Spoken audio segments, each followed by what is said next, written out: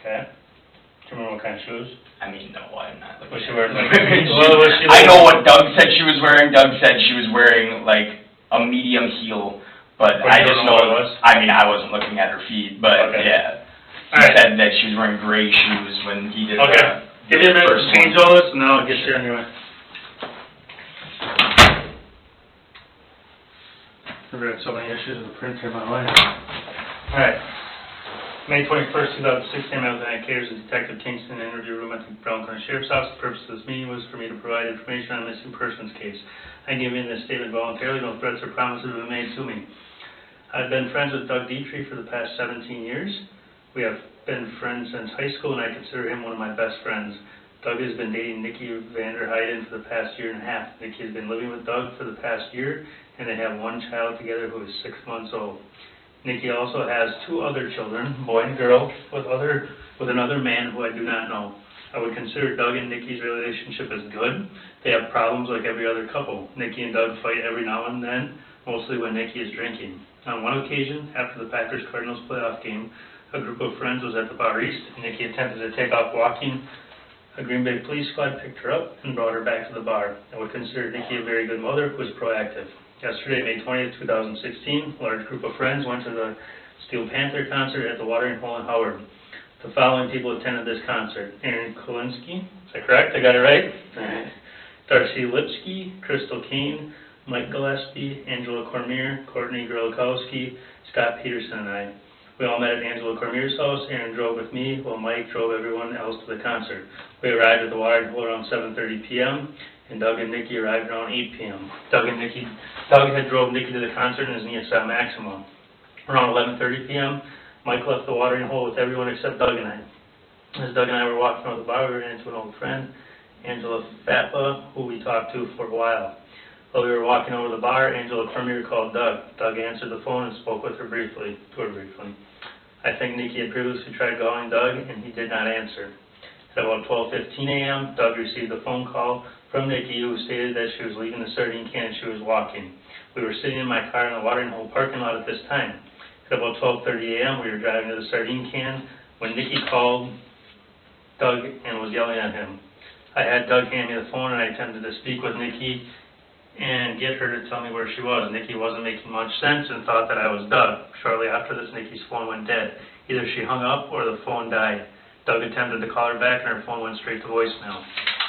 Between 12:30 a.m. and about 1:15 a.m., we drove around the area looking for Nikki. We were unable to find her, so we went to the sardine can. Upon arriving at the sardine can, all of our friends had left. I asked around, two guys who I do not know said Nikki had left a while ago. We stayed at the sardine can for about 20 minutes. When we left, we drove around again looking for Nikki but could not find her.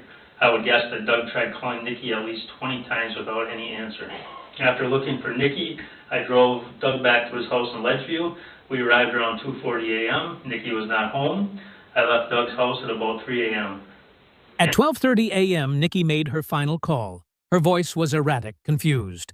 When Doug's friend took the phone, Nikki accused him of being Doug. In disguise a chilling sign, her mind was unraveling. And the babysitter was still at the house. I then went straight home. At about 3:30 a.m., I turned my phone back on because it was dead. Aaron Kulinski texted me and said that Nikki had taken off walking from the sardine can. Aaron said he tried to stop her before she left the bar, but said she was too pig-headed and took off. At about 9:30 a.m. this morning, I received a Facebook message from Doug, who was looking for his phone.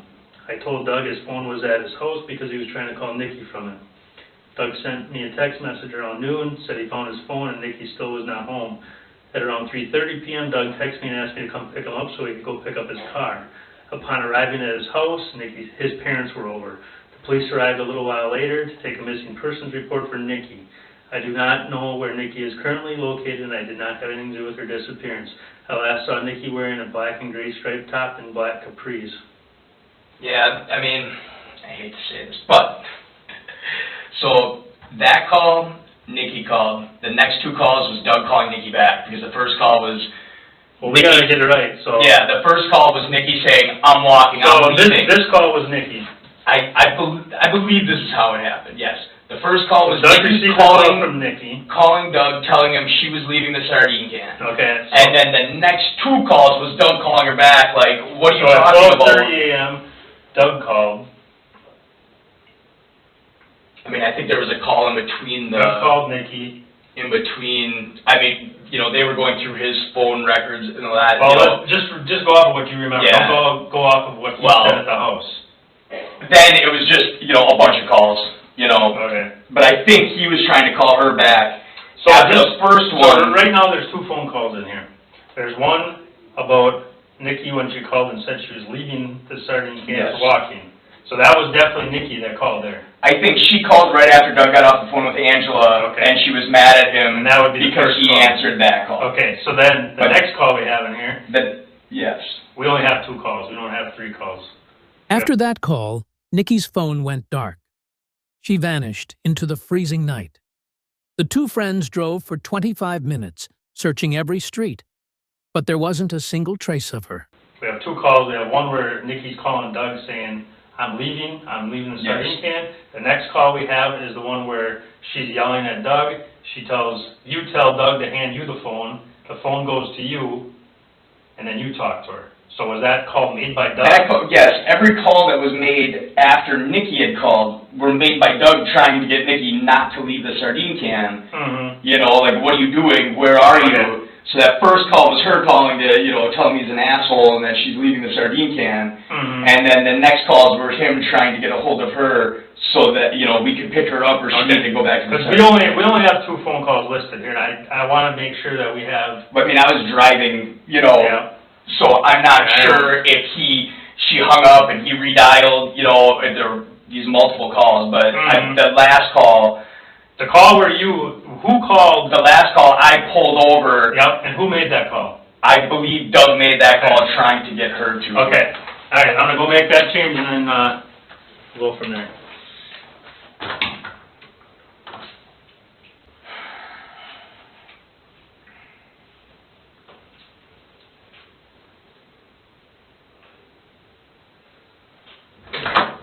All right. Yeah, let's try this. Hey, going through a ream of paper here. I know. On May 21st, 2016, I met with Lieutenant Caters and Detective Kingston in an interview room at the Brown County Sheriff's Office. The purpose of this meeting was for me to provide information on a missing persons case. I'm giving this statement voluntarily. No threats or promises have been made to me. I've been friends with Doug Dietrich for the past 17 years. We have been friends since high school, and I consider him one of my best friends. Doug has been dating Nikki Vanderheiden for the past 1.5 years. Nikki has been living with Doug for the past year, and they have 1 child together who is 6 months old. Nikki also has 2 other children with another man who I do not know. I would consider Doug and Nikki's relationship as good. They have problems like every other couple. Nikki and Doug fight every now and then, mostly when Nikki is drinking. On one occasion, after the Packers-Cardinals playoff game, a group of friends went to the bar east and Nikki attempted to take off walking. A Green Bay police squad picked her up and brought her back to the bar. I would consider Nikki a very good mother who was proactive. Yesterday, May 20th, 2016, a large group of friends went to the Steel Panther concert at the Watering Hole in Howard. The following people attended this concert: Aaron Kalinsky, Darcy Lipsky, Crystal Kane, Mike Gillespie, Angela Cormier, Courtney Gerlkowski, Scott Peterson, and I. We all met at Angela Cormier's house. Aaron drove with me while Mike drove everyone else to the concert. We arrived at the Watering Hole around 7:30 p.m. and Doug and Nikki arrived around 8 p.m. Doug had drove Nikki to the concert in his Nissan Maxima. Around 11:30 p.m., Mike left the Watering Hole with everyone except Doug and I. As Doug and I were walking out of the bar, we ran into an old friend, Angela Fatla, who we talked to for a while. While we were walking out of the bar, Cormier called Doug. Doug answered the phone and spoke to her briefly. I think Nikki had previously tried calling Doug, and he did not answer. At about 12:15 a.m., Doug had received a phone call from Nikki, who stated she was leaving the sardine can and she was walking. We were sitting in the car in the Watering Hole parking lot at this time. At about 12:30 a.m., we were driving to the sardine can. Doug called Nikki, and she began yelling at him. I had Doug hand me the phone, and I attempted to speak with Nikki and get her to tell me where she was. Nikki wasn't making much sense and thought that I was Doug. Shortly after this, Nikki's phone went dead. Either she hung up or her phone died. Doug attempted to call her back, and her phone went straight to voicemail. Between 12:30 a.m. and 1:15 a.m., we drove around the area looking for Nikki. By 1:15 a.m., Doug was still calling, but it was just voicemail. A gnawing dread began to grow. No one knew it yet, but they were witnessing the final moments before a tragedy unfolded. We were unable to find her, so we went to the sardine can. Upon arriving at the sardine can, all of our friends had left. I asked around, and 2 guys who I did not know, or do not know, said Nikki had left a while ago. We stayed at the sardine can for about 20 minutes. When we left, we drove around again looking for Nikki, but could not find her. I would guess that Doug tried calling Nikki at least 20 times without any answer. After looking for Nikki, I drove Doug back to his house in Ledgeview. We arrived around 2:40 a.m. Nikki was not home. I left Doug's house around 3 a.m. and the babysitter was still at the house. I then went straight home. At about 3:30 a.m., I turned my phone back on because it was dead. Aaron Kolinsky texted me and said that Nikki had taken off from the sardine can. Aaron said he tried to stop her before she left the bar, but said she was too pig-headed and took off. At about 9:30 a.m. this morning, I received a Facebook message from Doug, who was looking for his phone. I told Doug his phone was at his house because he was trying to call Nikki from it. Doug sent me a text message around noon and said he found his phone and Nikki still was not home. Around 3:30 p.m., Doug texted me and asked me to come pick him up so he could pick up his car. Upon arriving at his house, his parents were over. The police arrived a little while later to take a missing person report for Nikki. I do not know where Nikki is currently located, and I did not have anything to do with her disappearance. I last saw Nikki wearing a black and gray striped top and black capris. Good? Yeah. All right, signature there and there. All right. That's the 21st, and you'll probably have to get all your phones at the time.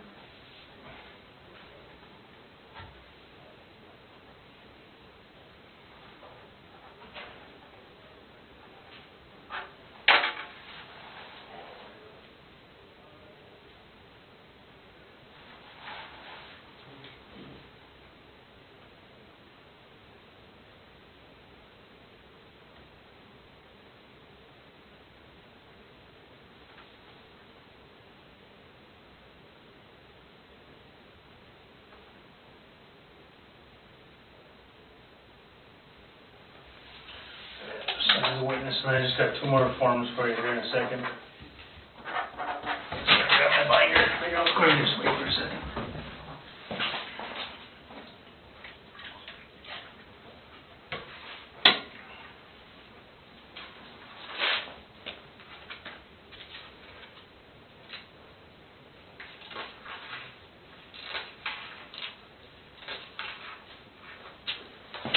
Just 1 second.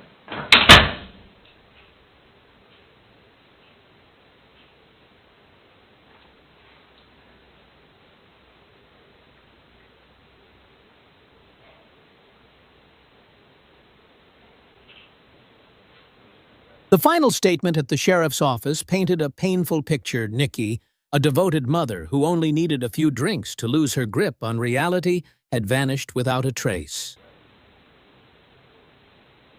All right, man. You're almost out of here. All right, I got 2 consent forms, basically. I'll explain this all to you.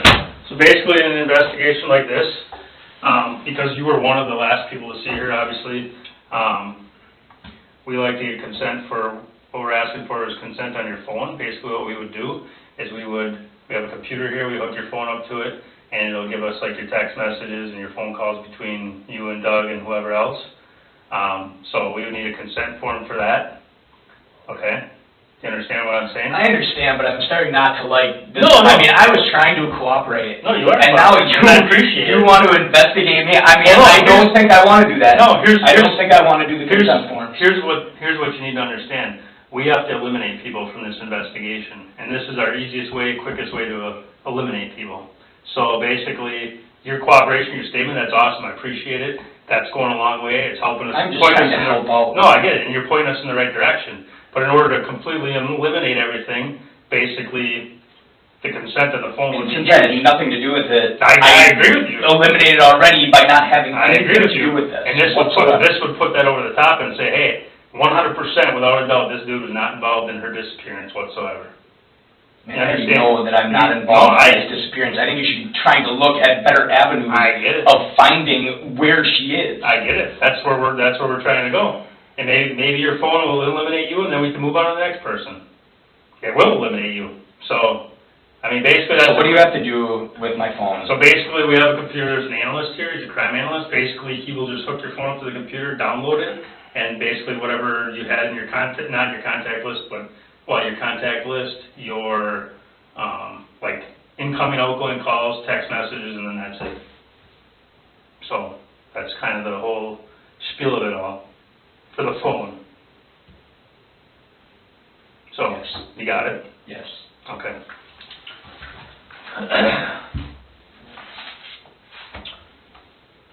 You wanna get your phone out and just tell me the time right now?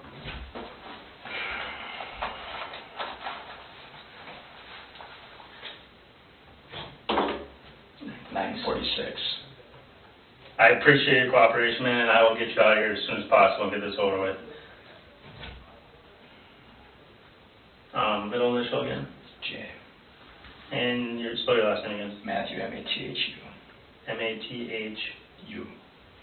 And your date of birth again? 12/9/81. 81 makes you what, 34? 34. And give me your address again, 1703 Grandview Road.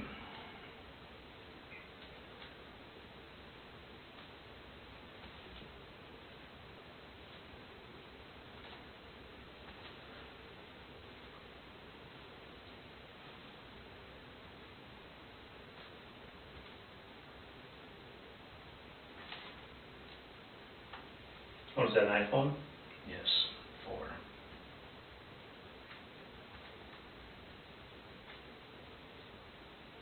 Is it just iPhone 4?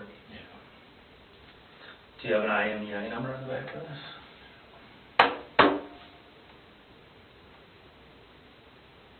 At 12:30 a.m., Doug received his final call from Nikki.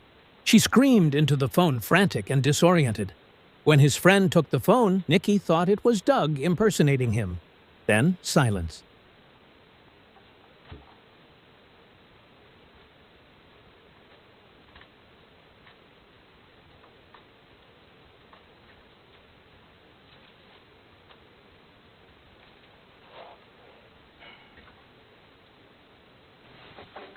Alright, send a signature there real quick.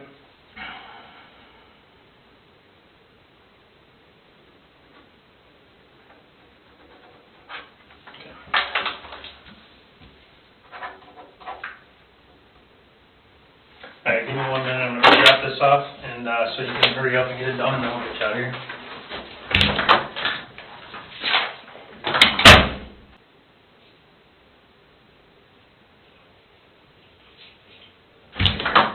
Alright, and then the last consent to search is for your car, and the reason it's for your car is because Greg was in it.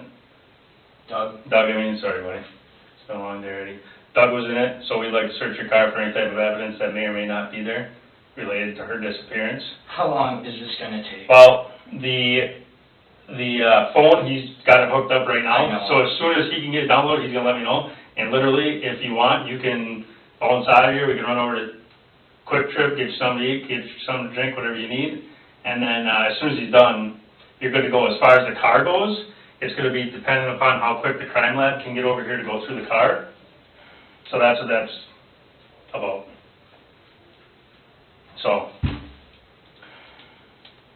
an unfortunate set of situations. She was never in my car. She wasn't. No, She wasn't, but Doug was. And Doug's who she lives with. So, that's the reason.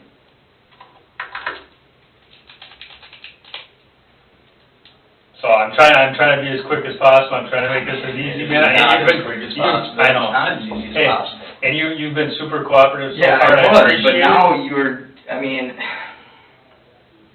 We're just trying to get to the bottom of Nikki's disappearance, man. That's the bottom line. I mean, we're not doing this to inconvenience you by any means. I mean, if we knew where Nikki was, we wouldn't be sitting here, we wouldn't be talking about this, everything would be good to go. So, that's what this is all about, is finding her, getting her back home, you know, finding her child's mother, the whole nine yards, you know. So, it sucks. It's Saturday night. Do you think I want to be here on Saturday night? I was supposed to be home with my family enjoying a bonfire, and here I am. You know. So, I don't know. I'm going to try to help you out as much as I can and speed this along as much as possible and push it. So, I mean, I'll do what I can, man.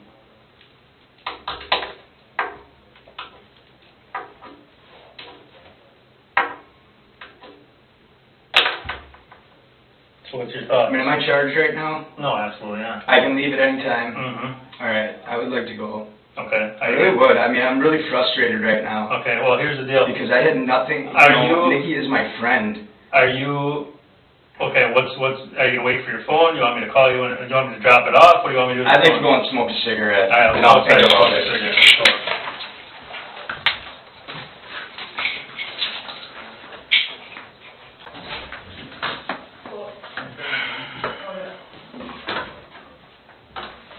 You got stuff in there?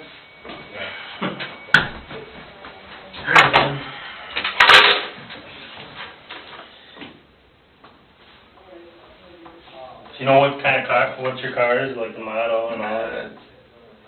2002 Buick Park Avenue. Now the detectives requested access to the man's phone and vehicle. He was the last known person to speak with Nikki. And even as just a friend, no one was above suspicion anymore. You know, license plate? NLV 520. Color is that tan? Black.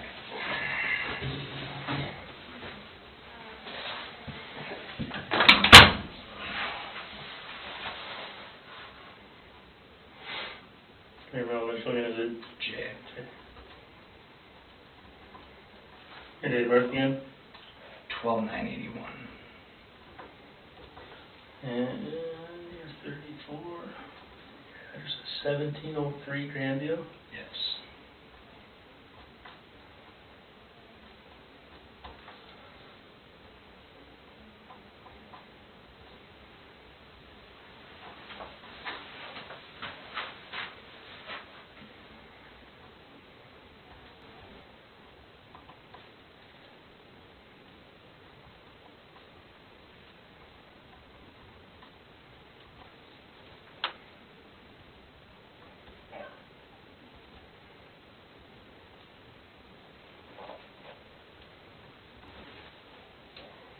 Alright, basically, this is just giving consent for your 2002 Buick Park Avenue black in color, and LV 520. Do you have a key for that? Yeah. Okay.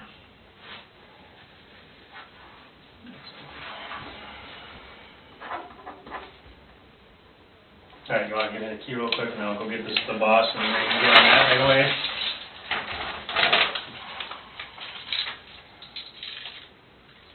Does that run the ignition too? Yeah. So it does it all? Yeah. Okay. I don't think I think you have to pop the trunk. I don't think the From key. the inside? Yeah, I don't think the key actually goes and Okay. opens it. I think the All right. last broke. In a few minutes. Let me go give this to the boss, and we'll get your costs through.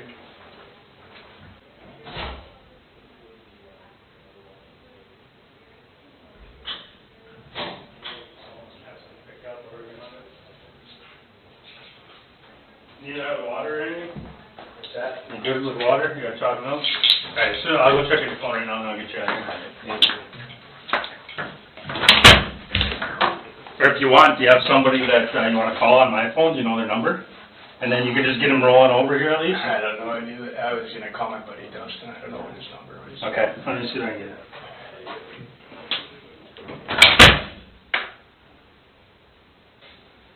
I just ask you a couple follow-up questions, and you're almost done with your vehicle. Alright. It's in airplane mode, but you can turn it off airplane mode, and then you can do whatever you gotta do, and I'll have your car back to you here in a minute.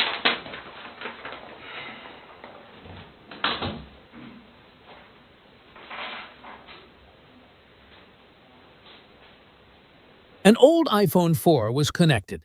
Messages, calls all downloaded to clear his name. Outside, a black Buick waited to be processed. It wasn't about trust anymore. It was about ruling everyone out one by one.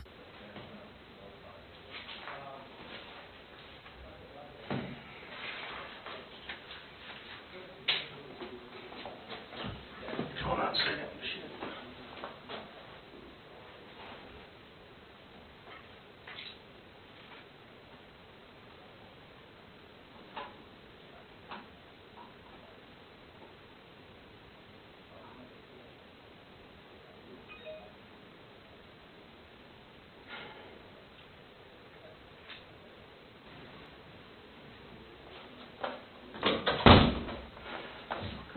Okay. Good. You come pick me up at Quick Trip. You can take your car, dude. I mean, sure. Yeah. They'll be done in like 5 minutes. Yeah. They gotta take a couple pictures and then be good.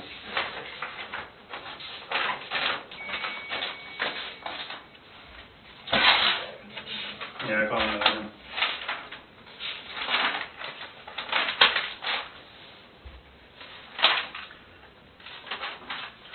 Fucking sweating my ass off. Yeah, never mind. I guess my car is supposed to be done. Okay. Alright. Bye, listen. Well, I'm getting home. I didn't do anything, so we should be. I don't know. Nobody said anything like that,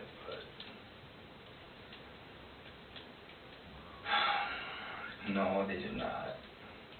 I did tell the other detective that you had sent me that text right before I gave my phone. But,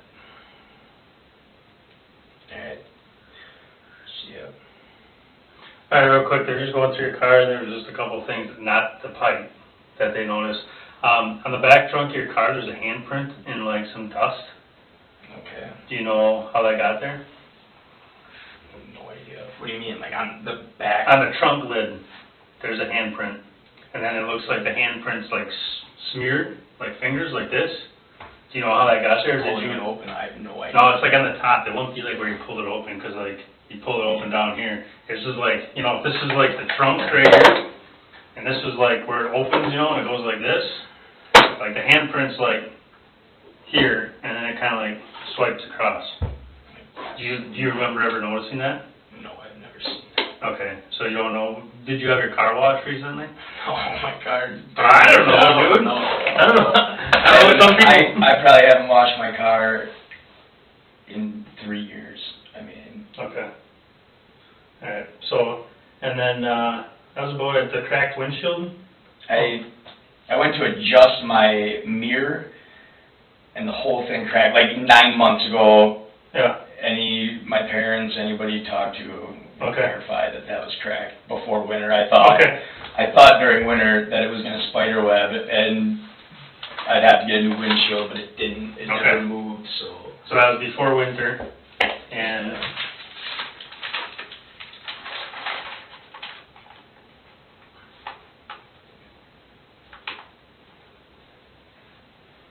I gotta tell you, I gotta write myself a couple of notes, you know.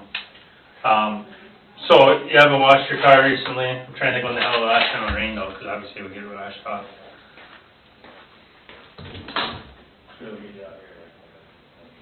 You're not under arrest. You can leave. But the tension was real. Behind his cooperation was fatigue, frustration, and the bitter taste of being treated like a suspect for trying to help. Don't wash the car, and you have no clue where those handprints came from. I mean, do you think? I don't know if I was like climbing around back there trying to. No, it doesn't. It doesn't look like the size of our handprint. It looks like a girl's handprint. To be honest with you. It certainly was not a girl's handprint. Okay, but you have no idea how that got there. I mean, I have no idea what you're talking about. Okay, well, you'll see when you go outside. All right, that is about all I have for you tonight. I thank you very much for your cooperation. I'm trying to cooperate. No, I get it, man. I mean, It's just such a literally crazy this situation. and it's crazy, and literally you helped us. Vacation day. It was their day to have fun at this concert. You helped us out a ton, so I'm dealing with like the most insane situation I could ever imagine. You know, it's so crazy that. That's my cell number right there, my work cell. So if you have any questions related to this, give me a call anytime. If you remember something that might help us out, if you remember how those handprints got in your trunk, let us know right away. I can come out and talk to you. You can come talk to me, whatever you want to do. So, like I said, I greatly appreciate your cooperation. And if you want, we can go outside. You can have a smoke real quick, and then hopefully your car's done shortly. I'm all out of cigarettes. Oh, actually, hold on. Sit down. I'll grab you some. Is it Camels? Yeah. Or does it matter? Let's just walk to Quick Trip. Well, no, I got a pack right back here. Brand new All pack. right. Just things I...